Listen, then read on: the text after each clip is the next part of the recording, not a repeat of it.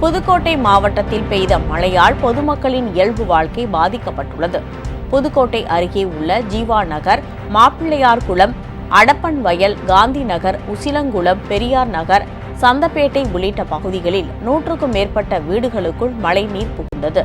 அவற்றை வெளியேற்றிடும் பணியில் குடியிருப்பு வாசிகள் ஈடுபட்டு உள்ளனர். சாந்தாநாதர் சுவாமி கோவில் மற்றும் பூ மார்க்கெட் பகுதியிலும் மழைநீர் தேங்கி நிற்பதால் பொதுமக்கள் சிரமத்திற்கு ஆளாகியுள்ளனர். உங்கள் ராஜ் நியூஸ் தொலைக்காட்சியில் திங்கள் முதல் வெள்ளி வரை தினந்தோறும் பிற்பகல் 2 மணிக்கு உங்கள் பகுதியில் உள்ள குறைகளை நேரலையில் தெரிவிக்கும் புகார் பெட்டி நிகழ்ச்சி. பங்கு பெறுங்கள், பயனடையுங்கள், காணத் தவறாதீர்கள்.